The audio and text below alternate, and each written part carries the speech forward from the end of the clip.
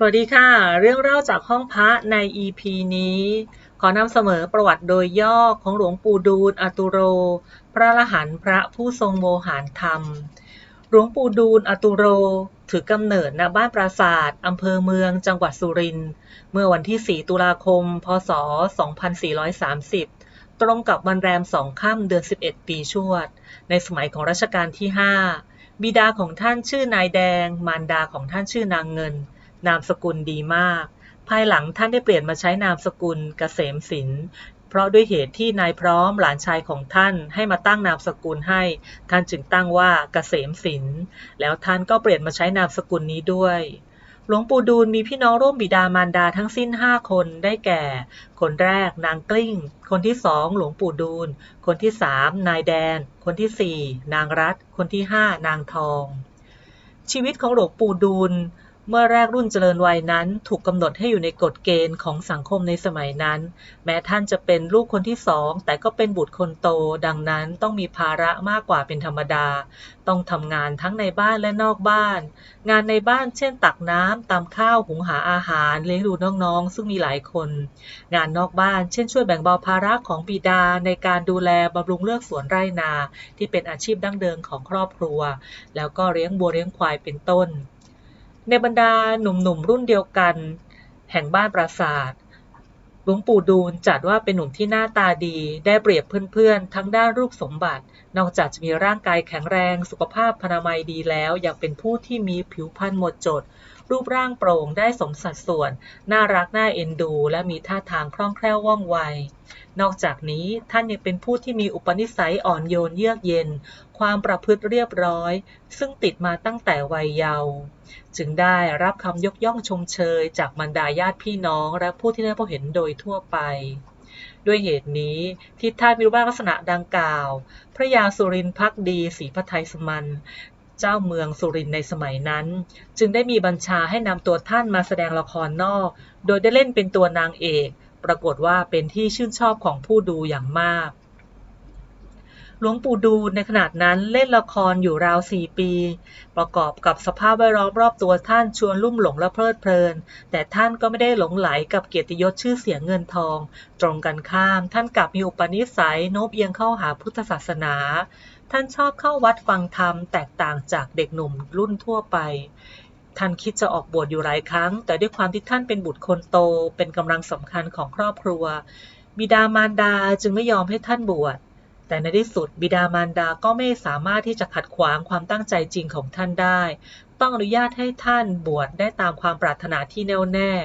พร้อมกับมีเสียงสำทับจากบิดาว่าเมื่อบวชแล้วก็ต้องไม่สึกหรืออย่างน้อยต้องอยู่จนได้เป็นเจ้าอาวาสทั้งนี้เนื่องจากปู่ของท่านเคยบวชและได้เป็นเจ้าอาวาสมาก่อนนั่นเองครั้นได้รับอนุญาตจากบิดามารดาเรียบร้อยแล้วท่านจึงสละคฤหัสถ์วิสัยเข้าสู่ความเป็นสมณะตั้งแต่ปีพ.ศ. 2452เมื่อท่านอายุได้22 ปีณวัดพระศรีมาวัดชุมพลสุทาวาสในเมืองสุรินทร์โดยมีพระครูพิมลศิลพจน์เป็นพระอุปชา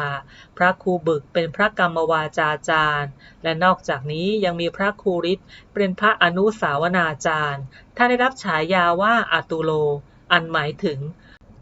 ผู้ไม่มีใครเทียบได้เมื่อแรกบวชท่านได้ปฏิบัติกรรมฐานกับหลวงปู่แอกวัดคอโคซึ่งอยู่ชานเมืองสุรินทร์วิชาที่หลวงปู่แอกสอนให้ในสมัยนั้นคือจุดเทียนขึ้นมา5 เล่มแล้วนั่งบริกรรมว่าขออัญเชิญปิติทั้ง5จงมาหาเราหลวงปู่ดูลก็ภาคเพียรปฏิบัติอย่างเคร่งครัดด้วยความวิริยะอุตสาหะอย่างแรงกล้าพยายามปฏิบัติบริกรรมเรื่อยมาจนครบไตรมาสโดยไม่ลดละนอกจากนี้ยังฝึกฝนทรมานร่างกายเพื่อเผาผลาญกิเลสด้วยความเข้มงวดจากการขบฉันอาหารวันก่อนเคยฉัน7 คำก็ลดเหลือ6 คำแล้วลดลงไปตามลำดับอีกจนกระทั่งร่างกายสู้ผอมสู้ไม่ไหวจึงหันมาฉันอาหารตามเดิมแต่ก็ไม่ปรากฏเห็นผลอันใดเกิดขึ้นแม้เล็กน้อยนอกจากนี้ก็ใช้เวลาที่เหลือท่องบน7 ตำนานบ้าง12 ตำนานบ้างแต่ก็ไม่ได้ศึกษาพระวินัยเลย เรื่องวินัยที่จะนำมาประพฤติปฏิบัติขัดเกลากายวาจาเพื่อเป็นรากฐานของสมาธิภาวนานั้นท่านไม่ทราบมิหนำซ้ำระหว่างที่อยู่วัดดังกล่าวพระในวัดก็ยังใช้ให้ท่านสร้างเกวียนและเลี้ยงโคอีกท่านจึงเกิดความสลดสังเวชและเบื่อหน่ายเป็นกำลังแต่ก็อยู่มาจนกระทั่ง6 พรรษาต่อมาท่านได้ทราบข่าวว่าที่จังหวัดอุบลราชธานีมีการเรียนการสอนพระปริยัติธรรมก็เกิดความยินดีเป็นล้นพ้น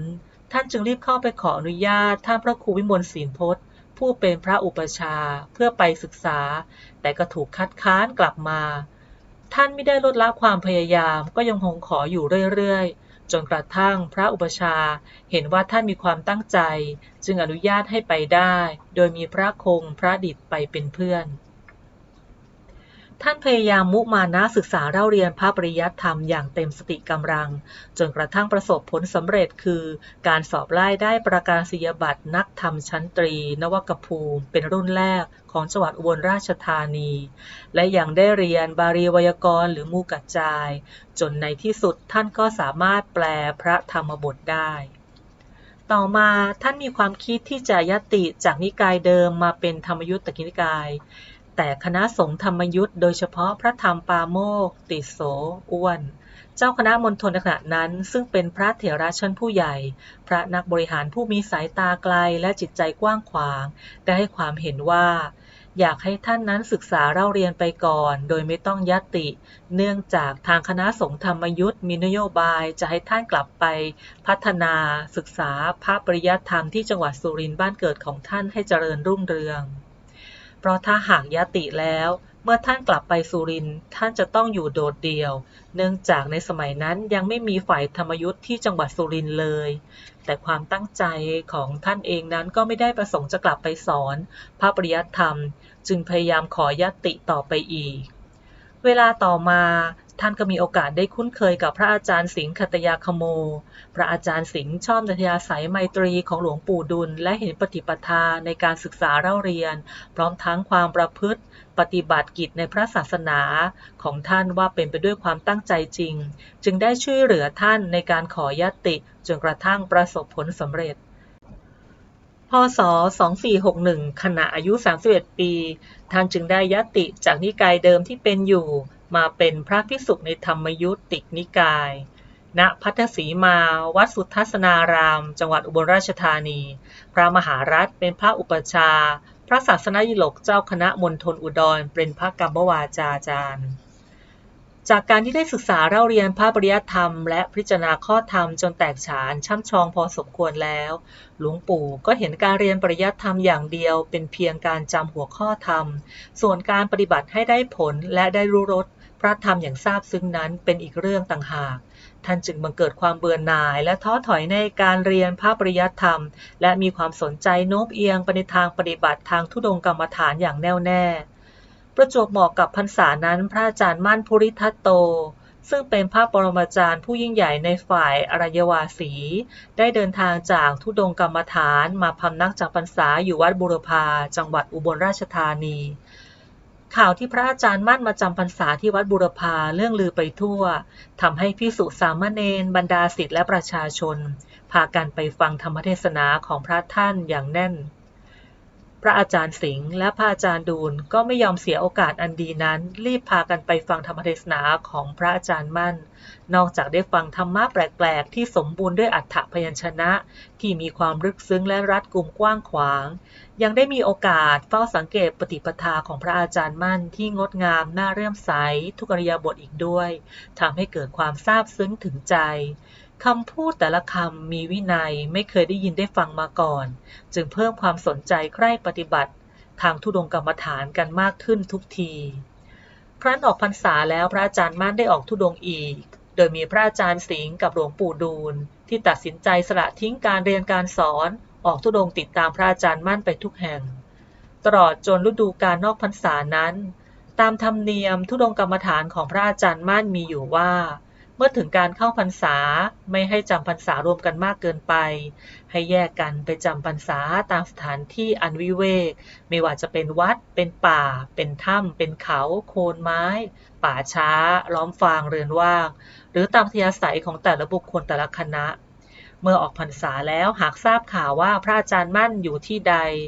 พระสงฆ์ก็จะพากันจากสานุทิศมุ่งเข้ามาจุดหมายเดียวกันก็คือเพื่อได้เรียนพระกรรมฐานและได้เล่าแจ้งถึงผลการปฏิบัติที่ผ่านมาเมื่อมีอันใดผิดพระอาจารย์จะได้ช่วยให้คำแนะนำอันถูกต้องท่านจะได้นำข้อแนะนำกรรมฐานนี้ไปปฏิบัติให้มากยิ่งขึ้นดังนั้นเมื่อจวนจะถึงการเข้าพรรษาแรกแห่งการธุดงค์ของท่านหลวงปู่ดุลจึงแยกจากพระอาจารย์มั่นเดินธุดงค์ผ่านไปทางอำเภอท่าคันโทจังหวัดกาฬสินธุ์คันถึงป่าท่าคันโทก็สมมุติเป็นสำนักวัดป่าเข้าพรรษาด้วยกัน5 รูปคือพระอาจารย์สิงห์พระอาจารย์บุญพระอาจารย์ศรีทาพระอาจารย์หนูและตัวหลวงปู่ดูลเอง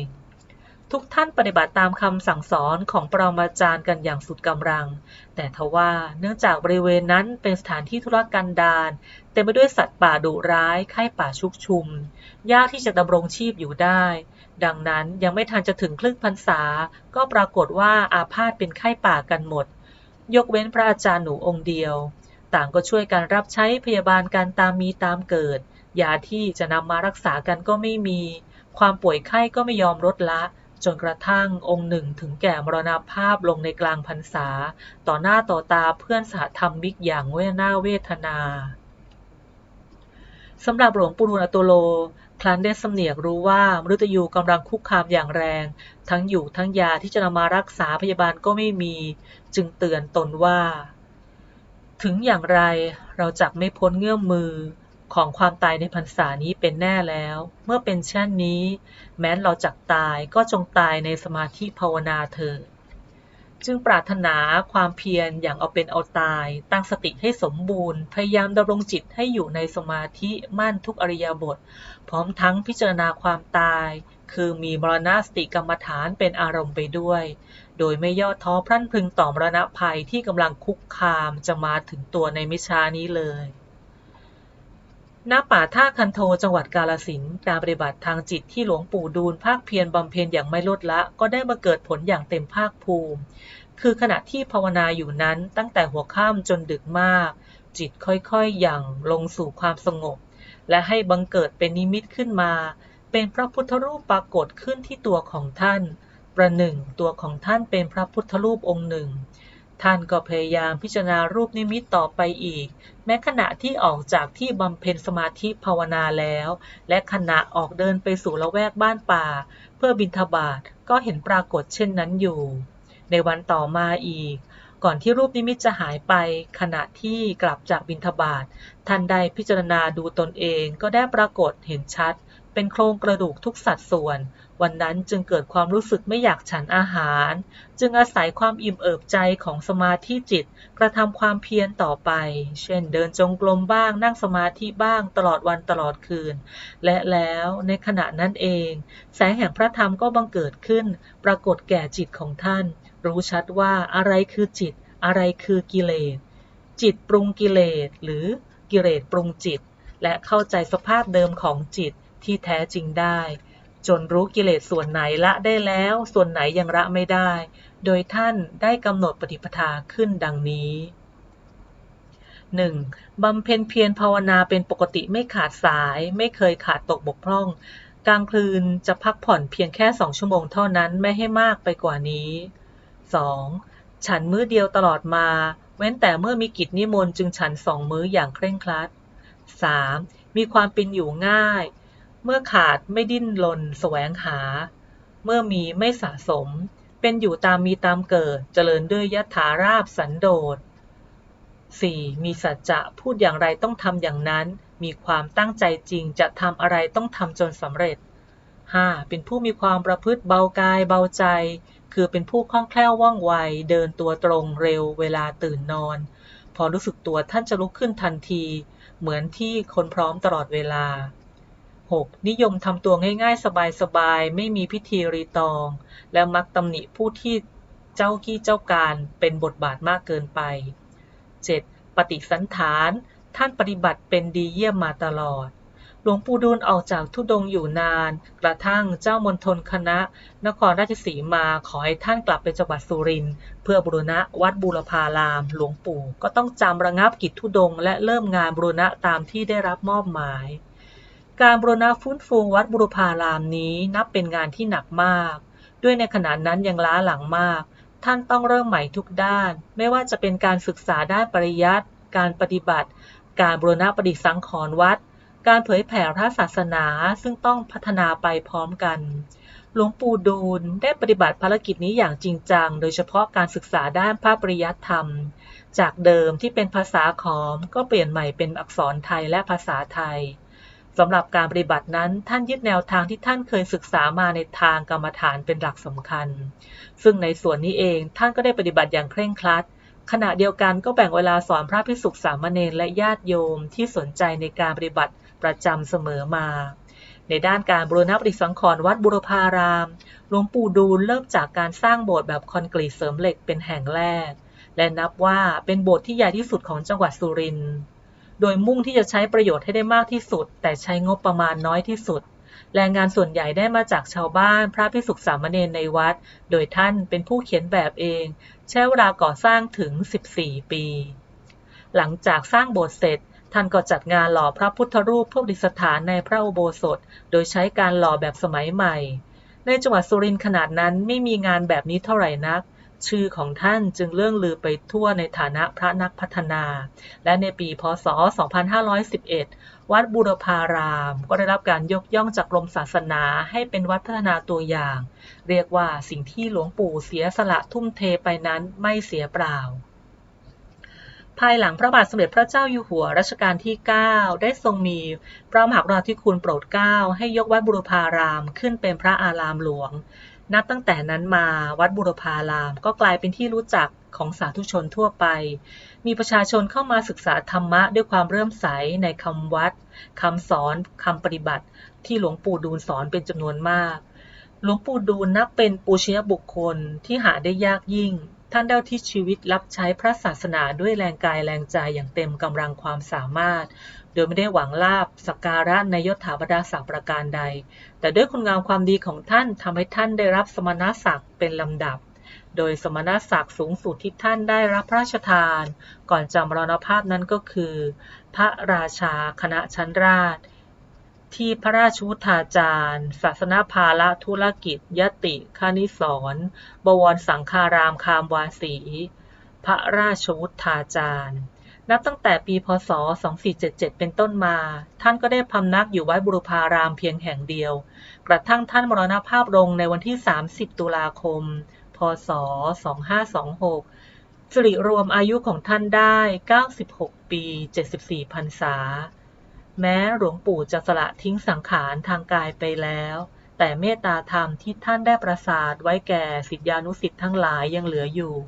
คุณธรรมดังกล่าวยังคงประทับอยู่ในจิตของทุกๆคนไม่ลืมเลือนดังคำสอนของหลวงปู่ดูลที่ว่า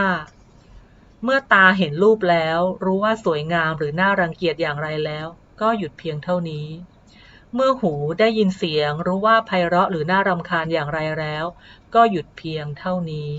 เมื่อลิ้นได้ลิ้มรสรู้ว่าอร่อยหรือไม่อร่อยเปรี้ยวหวานมันเค็มอย่างไรแล้วก็หยุดเพียงเท่านี้เมื่อจมูกได้กลิ่นหอมหรือเหม็นอย่างไรแล้วก็หยุดเพียงเท่านี้เมื่อกายสัมผัสโผฏฐัพพะรู้ว่าอ่อนแข็งเป็นอย่างไรแล้วก็หยุดเพียงเท่านี้ธรรมะให้ดูที่จิตของตนเองปฏิบัติที่จิตเมื่อเข้าใจจิตแล้วอย่างอื่นก็เข้าใจเองหลักธรรมที่แท้จริงคือจิตให้กำหนดดูที่จิตให้เข้าใจจิตตัวเองลึกซึ้งแล้วนั่นแหละจะได้ซึ่งหลักธรรมนี่เป็นประวัติโดยย่อค่ะของหลวงปู่ดูลอตุโรพระอริยเจ้าผู้ทรงเป็นพระนักพัฒนาเป็นพระอรหันต์ผู้ทรงโวหารธรรมเป็นเลิศขอขอบคุณสำหรับการติดตามรับฟังเรื่องเล่าจากห้องพระใน EP นี้ขอบคุณทุกท่านนะคะที่จะช่วยกดติดตามกดไลค์กด Subscribe กดแชร์เพื่อจะได้สืบสานประวัติเกียรติคุณของพ่อแม่ครูบาอาจารย์บันทึกเอาไว้ให้ลูกหลานได้รับฟังสืบไปบุญรักษาทุกท่านนะคะสวัสดีค่ะ